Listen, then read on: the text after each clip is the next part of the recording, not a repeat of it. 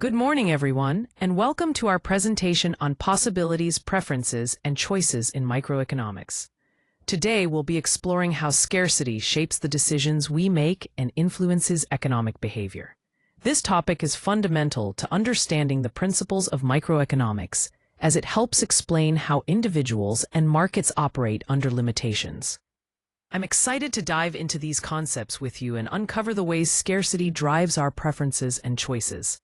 Here on this slide, we focus on the core concepts of microeconomics related to scarcity. First, we have limited resources. This concept tells us that resources like time, money, and materials are finite, but our wants and needs are endless. Because of this imbalance, we have to make thoughtful decisions about how to best use what we have. Next, we highlight the idea of opportunity cost. Every time we make a choice, we give up something else. This trade-off is central to understanding economic behavior because it reminds us that choosing one option means sacrificing another. The image of a grocery store aisle full of products represents the real-world context where these principles play out. Consumers must constantly decide what to buy, balancing limited resources against competing desires, always facing opportunity costs in their decisions. Here we have the production possibilities frontier, which shows the trade-offs between producing good A and good B.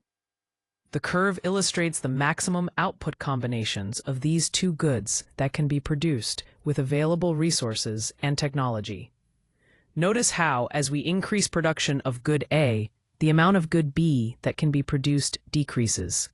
This reflects opportunity cost. Choosing more of one good means having less of the other.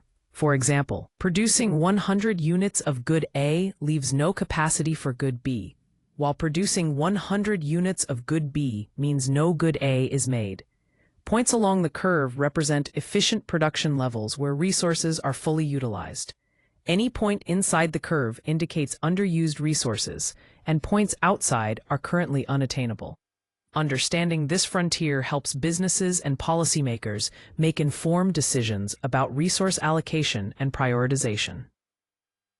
When we talk about opportunity cost, we're really focusing on the value of the next best alternative you give up when making a choice. It's not just about money. It includes your time, attention, and any other opportunities you miss out on. Economists emphasize this because understanding these trade-offs helps reveal the true price of any decision.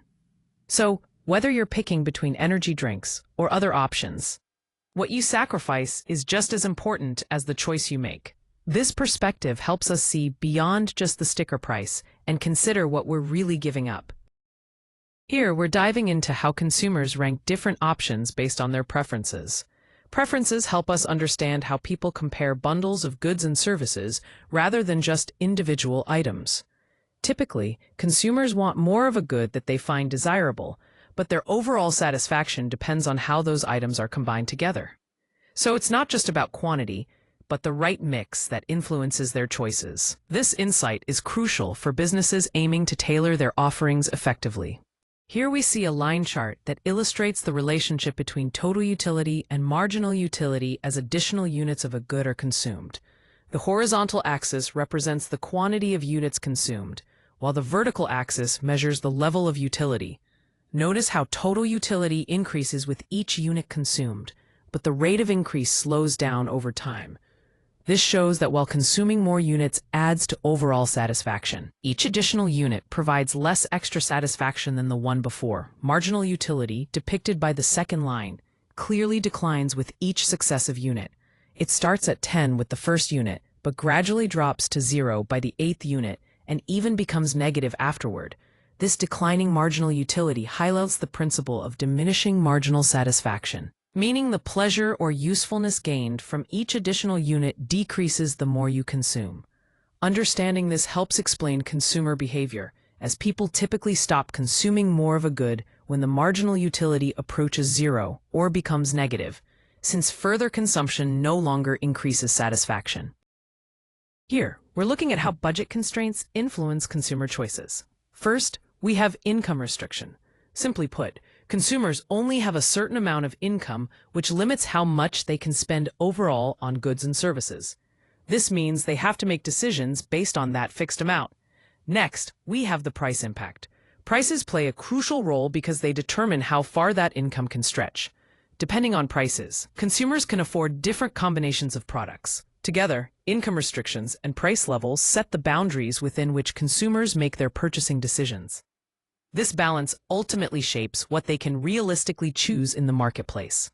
Here we have 3 different options to consider when aiming for consumer equilibrium, the best choice within a budget. First, the affordable high satisfaction option provides the highest level of satisfaction while staying within the budget. This means you get a great balance of enjoyment without overspending. Next, the maximum enjoyment over budget option offers the most enjoyment overall, but it goes beyond what the budget allows, making it unaffordable. Essentially, this option prioritizes pleasure, but isn't financially practical. Finally, the budget-friendly but lower satisfaction option stays strictly within the budget, but it doesn't deliver as much satisfaction compared to the first option. It's a safe choice cost-wise, but less rewarding. The key takeaway is to find that sweet spot where cost and enjoyment align, as seen in the first option, to achieve true consumer equilibrium. Here we see a clear comparison of spending patterns before and after price changes for 2 goods. For good A, where the price decreased, we observe an increase in spending from $200 to $280. This suggests that lower prices encouraged consumers to buy more. Conversely, for good B, which experienced a price increase, spending dropped from $150 to $120. This decrease indicates that higher prices likely discourage some purchases. Overall, this chart highlights how price adjustments directly influence consumer behavior, with spending rising when prices fall and declining when prices rise. This insight is crucial for understanding market responses and strategizing pricing decisions. When the price of a good changes, consumers respond in 2 key ways. First, the substitution effect comes into play. This means that people tend to switch to goods that have become relatively cheaper, adjusting what they buy to get the best value. Essentially, they swap more expensive items for alternatives that now cost less. Then there's the income effect. This happens because a price change effectively changes consumers' purchasing power. If prices drop, consumers feel like they have more money to spend, allowing them to buy more goods overall. Conversely, if prices rise, their ability to buy decreases. Together, these effects shape how consumers adjust their purchasing decisions when confronted with price changes. When we look at preferences in real life, there are several non-price factors that play a crucial role in shaping our decisions. First, habits are important.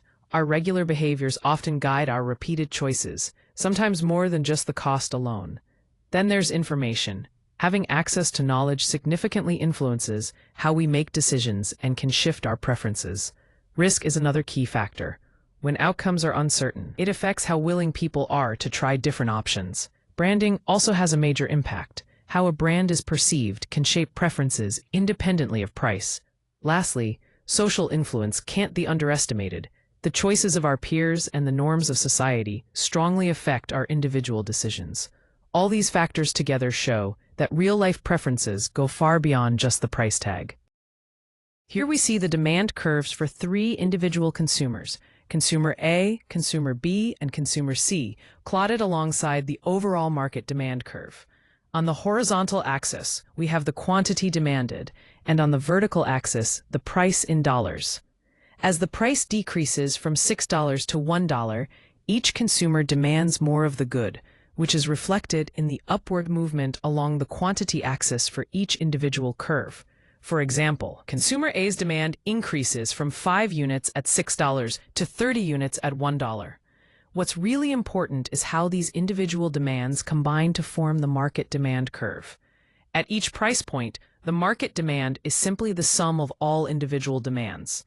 So, at $3, for instance, Consumer A demands 20 units, Consumer B demands 30, and Consumer C demands 15, making the total market demand 65 units. This illustrates how individual choices collectively shape market outcomes, reinforcing the idea that market demand is essentially the aggregation of all individual demands.